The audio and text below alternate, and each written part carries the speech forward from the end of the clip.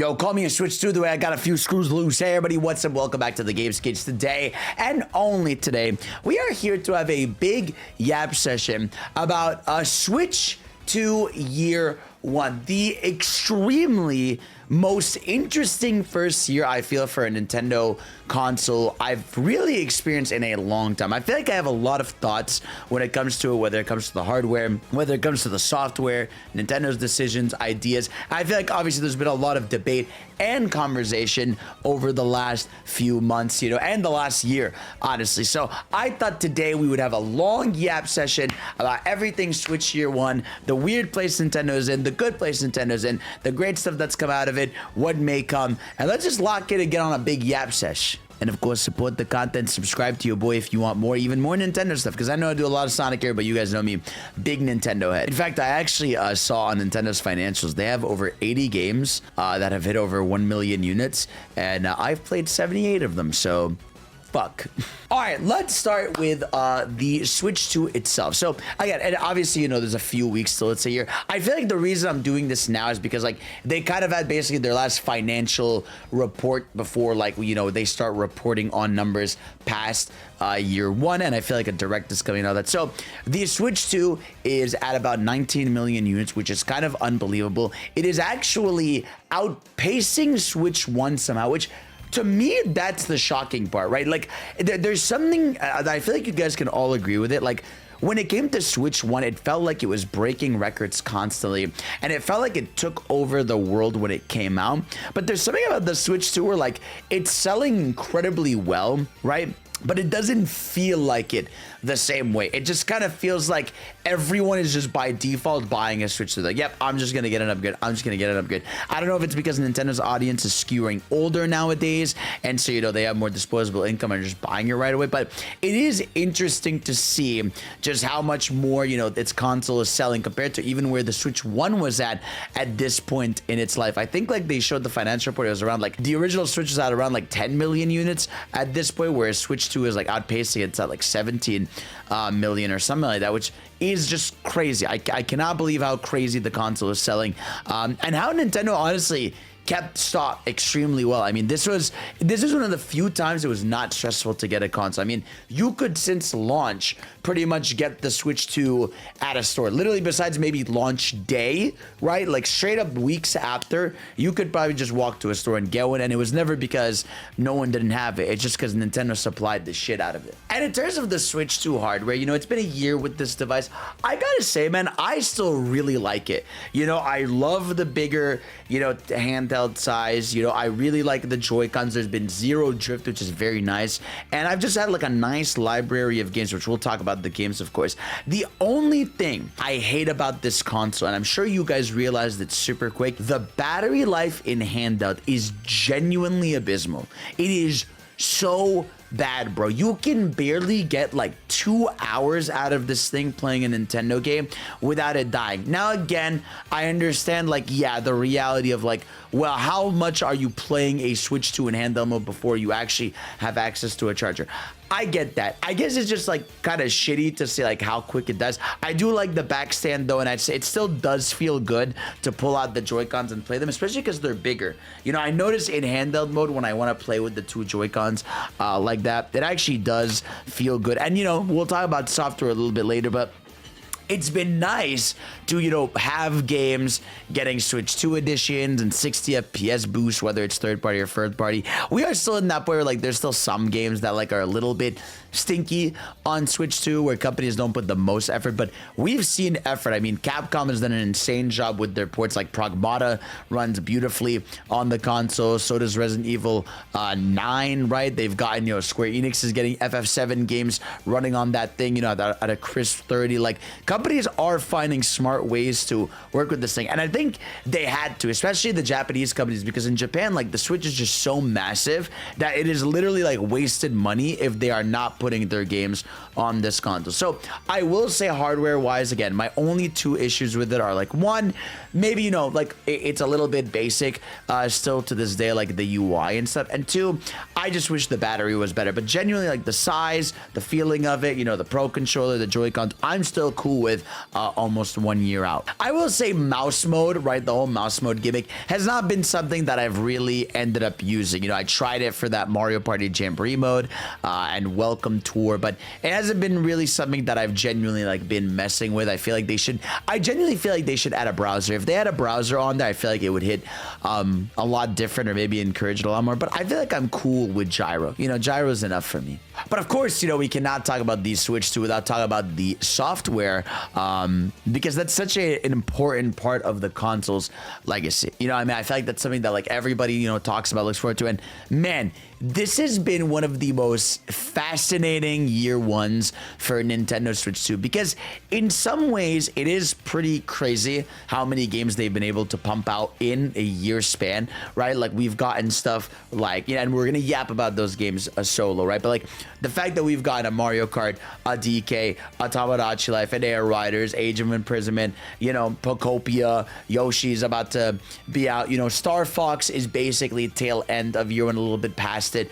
And it's effectively 2 weeks post-launch. So, you know, they've been getting games out left and right. We're going to talk about all those games, including Switch 2 editions.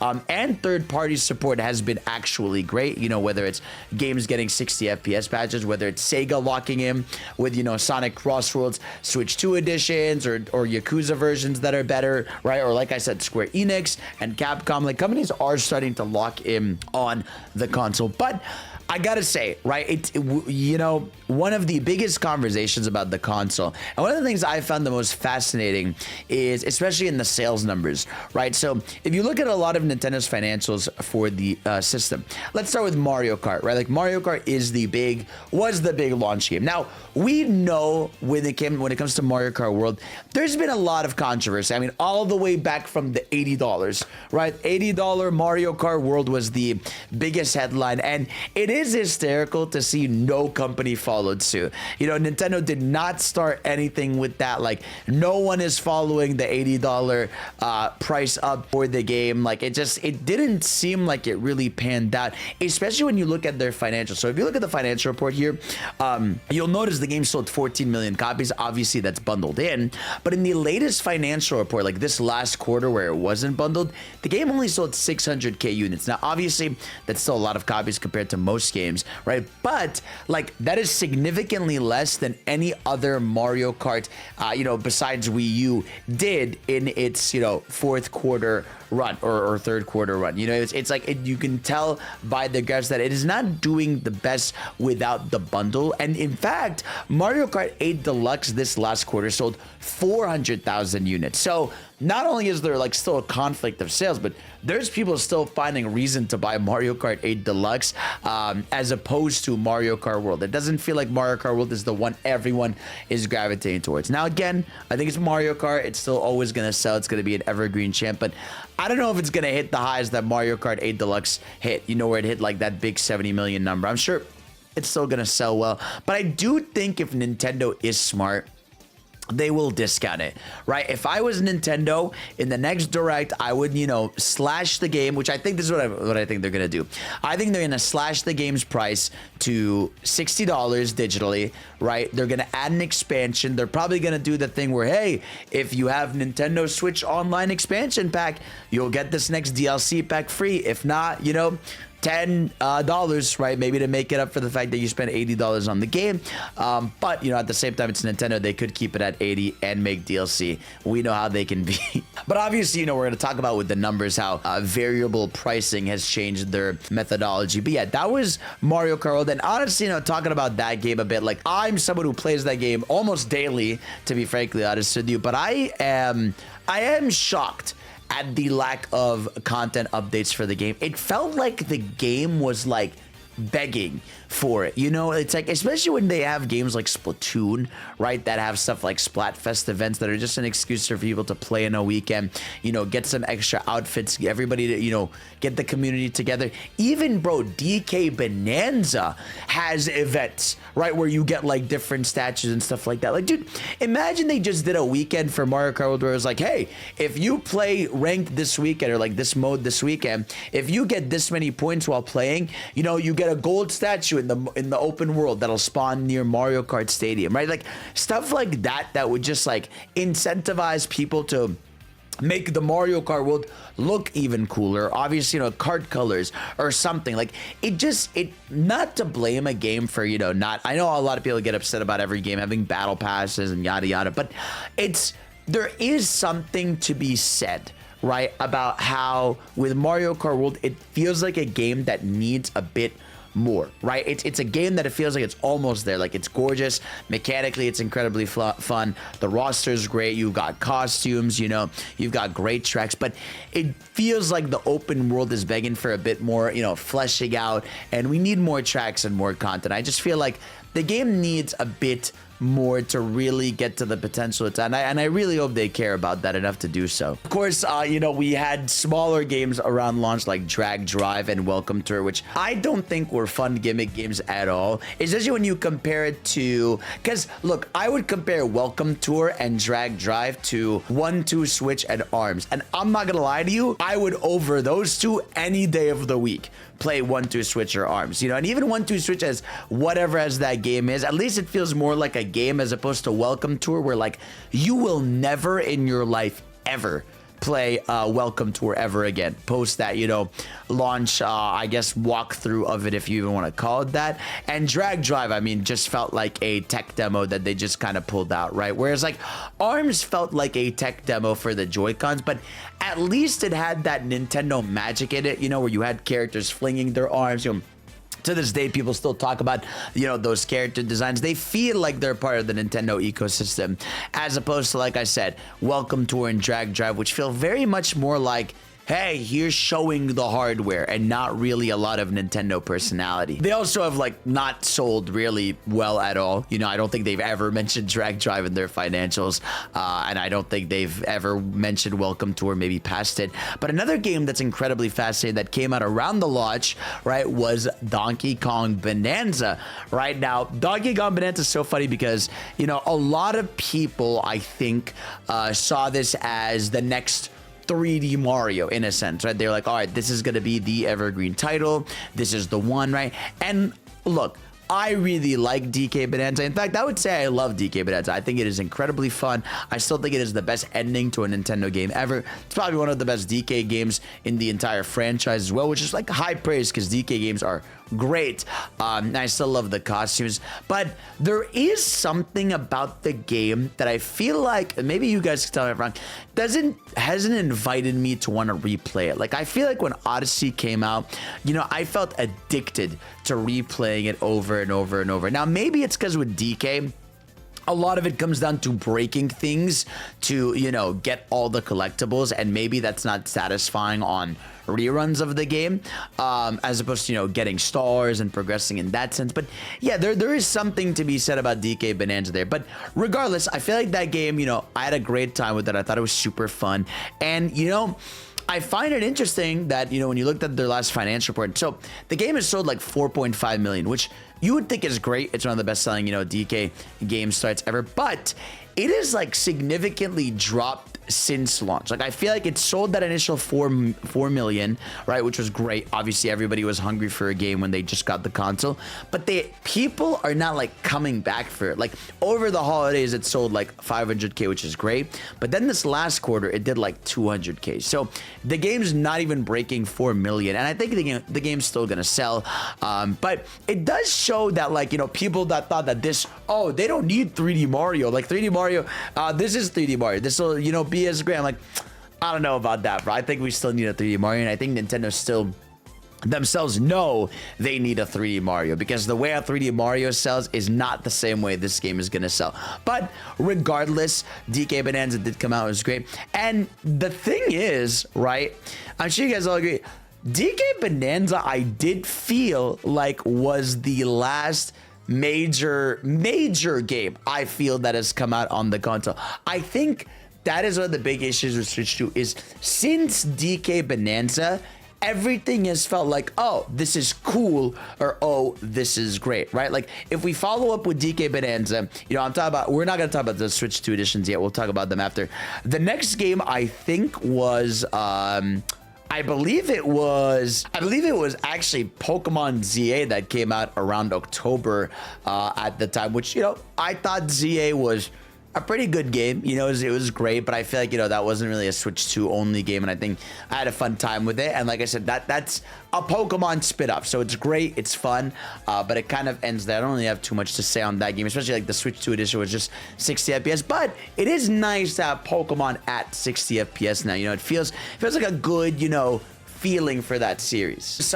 We had Kirby Air Riders, which again, Kirby Air Riders is a game that like I thought was great. I had a good time with. It's a game that, you know, I still revisit to this day. But again, Kirby Air Riders is not a game that has much staying power. Even if you look at the financials, right? Like it sold 100K last unit. Like, look, Kirby Air Riders was made for the fans, and that's cool, right? And I do think, right, that this is a thing we are starting to see more and more with the Switch until they get their big games out, that a lot of the games are not doing crazy numbers because I feel like a lot of games are for certain audiences, but they're not getting that one game that's like, I need this, right? When you buy the console, I feel like everyone is kind of segmented. Like not even Mario Kart World, I feel like is a game that people feel like is a must buy. Now, obviously, with Kirby Air Riders, you know, selling 1.8 million, that's great. You know, that's a great number for that game. But you look at a game like Forgotten Land selling 7 million, which is incredibly high.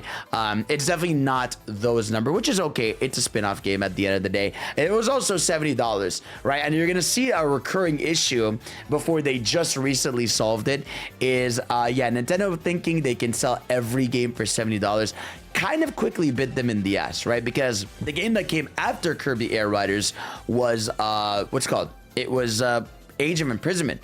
You know, it was Legend of Zelda Age of Imprisonment, which is nowhere to be seen in the financials. Now, granted, that's Koei Tecmo, so they probably have control of the announcement of the sales for it, but I can't imagine it did that well if even Koei has not acknowledged the game since then. So I feel like, you know, Age of Imprisonment, while a fun game for a lot of people, it clearly didn't stick.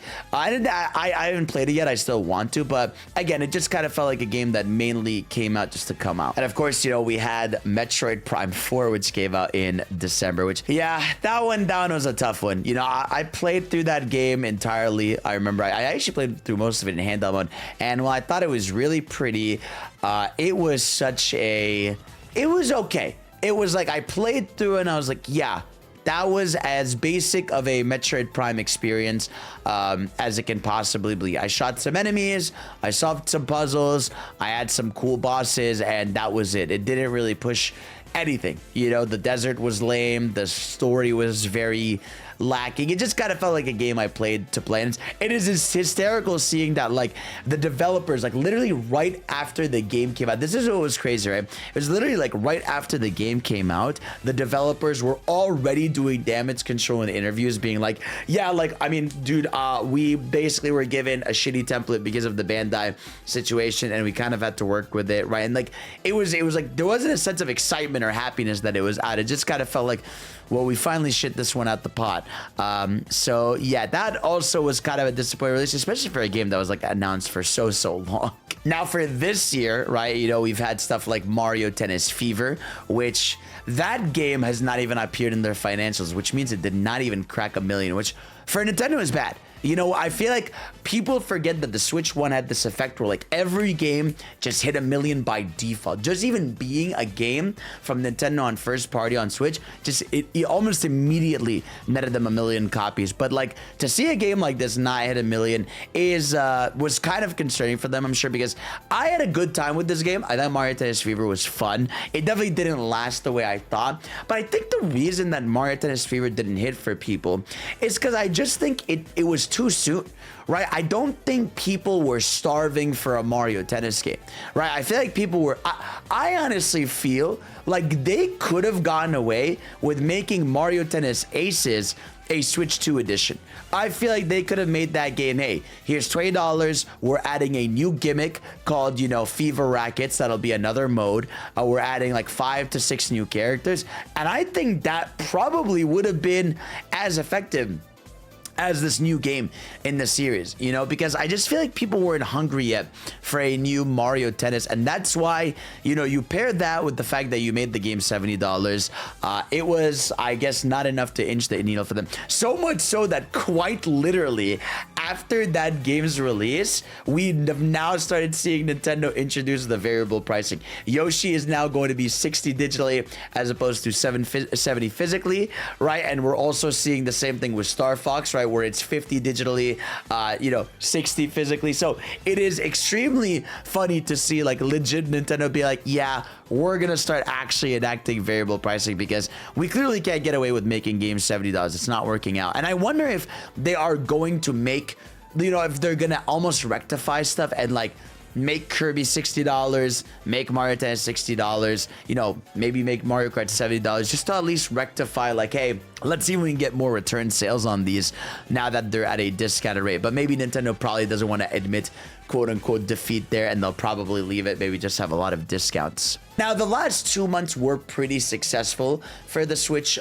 2, right? You had Pokopia, which Pokopia I think was a great, you know, sell. I mean, it sold 4 million copies straight up in literally just the 5 weeks it reported itself on the financials, which is still pretty fantastic for a new IP for a Pokemon spin-off. Pokemon spin-offs don't do as well like that. So obviously, you know, the game blew up on socials. I do wonder again, Pokopia is another game where like I wonder what's the longevity of a game like that. You know, is it going to take over? Maybe, to be fair, it probably will, because people love these farming games. You know, I always think these farming games are for an audience, but hey, man, you see games like Animal Crossing New Horizons like nearing 50 million copies. You see games like Stardew Valley doing 20 million units. You see this game doing 4 million. You see even a game like Tamagotchi Life that just came out selling like 3.8 million. So there is just a big casual audience that just likes these games where it's like, hey, let me customize things, build things, do my stuff, that like they just love and eat up these games.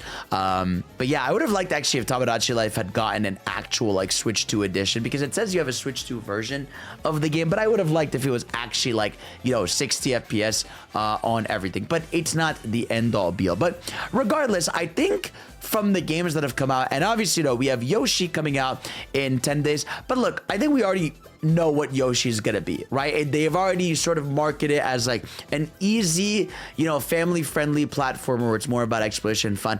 I don't think it's gonna blow anyone away. It didn't blow away previews. It was just like, hey, this is super cute and super fun.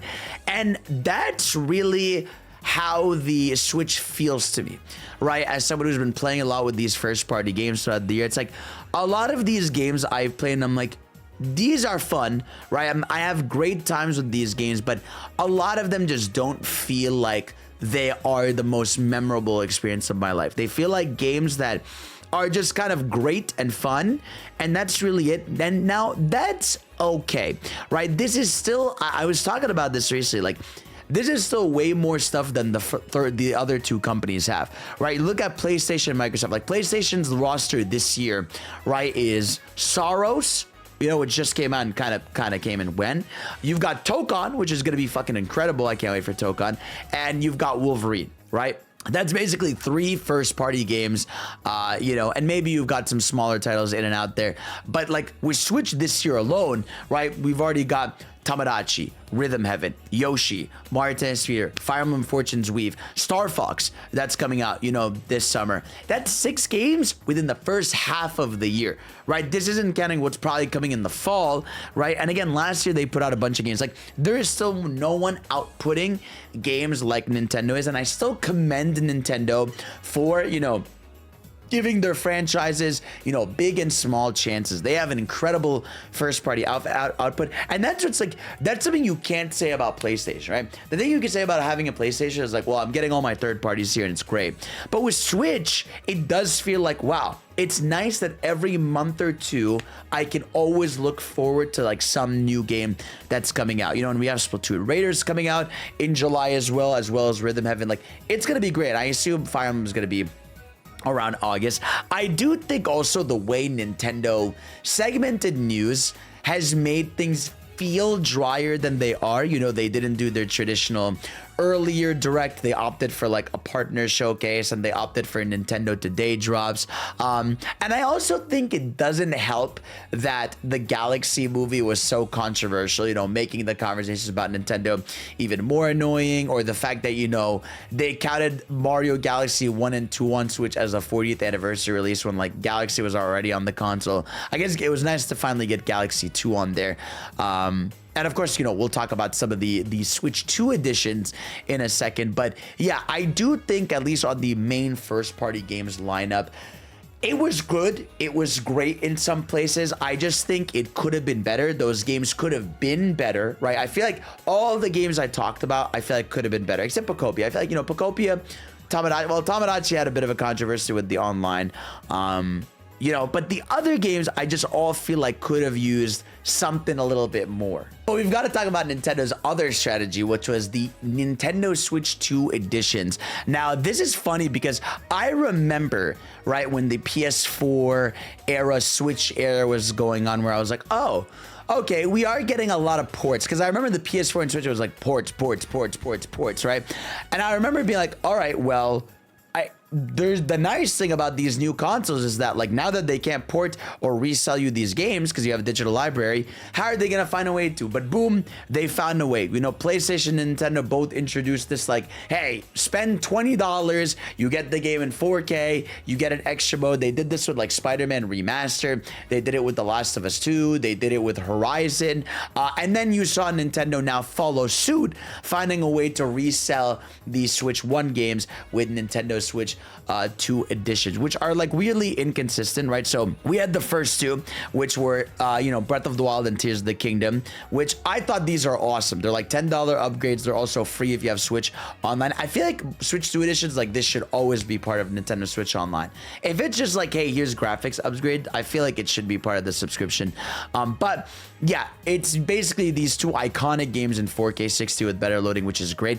I do hate that the added content to the game is via a mobile app. Like you can use an accompanying mobile app to, you know, download devices and listen to Zelda notes. I'm like, what do we, I mean, just put these things in the game. I felt like the app felt like just a weird cop out to not implement things in the game. So that was a weird thing, but you know, they were cheap, they were whatever, so it was cool. I thought Mario Party Jamboree TV Plus, you know, was awful. This to me is the worst Nintendo Switch 2 edition. It's like $20. The Jamboree TV mode is just like not what people want. Like, dude, why is Mario Party, of all franchises, so allergic to adding the one thing people want most, which is just new boards? People just want new boards, new characters, and new minigames. That's it. If they had done that, you know, with some extra gimmicky stuff, I feel like more people would have been inclined to buy this upgrade. But for now, when I got that upgrade, I tried those modes. It's like, it's gimmicky, it's the camera, it's the mouse, and it's not what I want out of Mario Party. But then you have the banger tiers of these, which is like Kirby and the Forgotten Land. It got the Star-Crossed World, which I think that was like 10-20 bucks. And that one, you know, you got remix versions of levels, you got a cool new final boss, you got the game running at 6. I felt like Kirby, for me, like that's the type of Switch 2 edition I like, where it's like, hey, here's, you know, content you would expect from an actual expansion for the game, instead of like, here's just whatever, you know, just, you know. So I liked what they did with Star-Crossed World. ZA counts as a Switch 2 edition, but it's just upgraded graphics. Metroid Prime 4, it counts as a Switch 2 edition, but it's just, you know, Joy-Cons and stuff. Animal Crossing was also kind of a smart-ass thing where like, the Switch 2 edition, I know it adds like the online multiplayer with 12 players and some stuff, so that's cool for that audience. Xenoblade X got a Switch 2 edition, which I know people, you know, get angry about because of like how they upscaled stuff, but Xenoblade X at 60 FPS is still a bliss, you know, and I want that for 2 and 3 and 1, please. And the last Switch 2 edition was Super Mario Bros. Wonder plus Meet Me Up at Bella Bell Park, which I thought was amazing. That one's probably my favorite Switch 2 edition. I like the mini games. I do wish you could just play them online, right? Like the best mini games, which are stuff like the bomb rally or chasing each other and stuff like that, are all kind of like locked behind local co-op. There are online co-op mini games, but I don't like the way co-op is done in Mario Wonder with like the ghosts and all that. I wish they had just committed to like characters around each other and not this weird like, hey, your ghost is with you. But the new added Koopalings, Rosalina, it feels like the game is now feature fully complete, as I always wanted to. Because my biggest criticism with Mario Wonder originally was that the bosses were really lacking, but now the bosses are fixed. I mean, the Koopalings are some of the best bosses in the entire series that are in this game, so they absolutely cooked with this one. So with that, like, you know, roundup of the software, between the new software and between the old software repackage, like I said, I still think Nintendo had a great year one. There was some good and some duds, and I think it just came down to with Nintendo. I think they didn't feel that same pressure with the Switch. I mean, you know, people always talk about Switch year one, you know, because it had Mario Odyssey, Breath of the Wild, Xenoblade 3, all three in year one, including stuff like Mario plus Rabbids Kingdom Battle, which was like a new IP that was super surprising. You had Splatoon 2, which for a lot of people, Splatoon 2 was a big deal because that was the first time a lot of people played Splatoon, right? Because not a lot of people own the Wii U. You know, Mario Kart 8 Deluxe, they got away with in a lot of ways because no one owned the Wii U. So a lot of people felt like that was a new game for them. But yeah, and obviously, you know, if you look at that lineup versus, you know, the Switch 2 year one lineup, it's actually pretty similar. I would say the not big games are great, but nothing beats, I mean, nothing in year one Switch 2 beats an Odyssey or a Breath of the Wild. I know some people would argue DK, but I don't feel that way, you know, but I'm sure some people do. But I think that's the big thing, is that it has yet to have a game that's like this is the holy shit game you need, right? I think there are great games. I think everybody agrees, but it needs that. Now, we can talk about that coming up, you know, because we do know, or we're praying that a direct happens. Like I said, Nintendo has not done a direct in a minute. It does seem like they've been dropping all these game announcements. Everything seems to be releasing specifically before September. Besides Fortune's Weave, Fire Emblem, we don't have a date for. It feels like every other game has been dated. You know, Star Fox was announced a month and a half now before that game comes out in like a month, which is crazy. So I think they're gonna have a June direct, right? And the June direct is gonna detail their fall lineup and their early 2027 lineup. Now, the nice thing about next year is they need a big game, and Pokemon's gonna come out, Wind and Waves, which I was shocked it didn't make this year for the anniversary, but that's gonna be next year's game. That's gonna be massive when it comes out. But next year, the reality is we're either getting 3D Mario or we're getting Smash Bros. Because if you look at the roster of like the AAA, the mega hit Nintendo games, Animal Crossing just got a Switch 2 edition, so it's not gonna be here yet, right? Tears of the Kingdom, Breath of the Wild, you know, Tears of the Kingdom is still fairly recent. I think they need a year or two more for another Zelda game. I do believe those rumors of an Ocarina of Time remake are probably real, because the people that said Star Fox was getting a new game also were right. So I think that Ocarina remake is happening. That's going to be one of their holiday games. But I think you know, Splatoon needs a while because we're just about to get Splatoon Raiders, so Splatoon isn't ready. And so if you look at the logic and the math of everything, it seems like either Smash or what's it called, 3D Mario next, is even Mario Kart's out. So that's one of the next two games. I would almost, you know what's funny is I would bet Smash before Mario. I don't know what it is, man. That next Mario game, like, I don't know if it's in development hell or they're making the greatest game that they've ever made in their entire run of being Nintendo. Because I feel like that's the only in-between I can find for going almost a decade without a main 3D Mario. It's either they had a lot of trouble with that game, or it is straight up going to be the best video game we have ever played in our life. And I hope it's that, you know, I'm hoping it's that. I feel like they don't miss with 3D Mario, and hopefully, you know, they make something crazy. I mean, I'm sure they will. I have no reason to doubt 3D Mario. We have yet to have a blunder in 3D Mario in like a long time. So I think it's going to be okay. Again, what's also nice about the Switch 2 is there's a lot of third-party support. I mean, it's not just Nintendo games getting Switch 2 editions. It is third-party games, right? Like Crossroads got a Switch 2 edition. Trails in the Sky got a Switch 2 edition, right?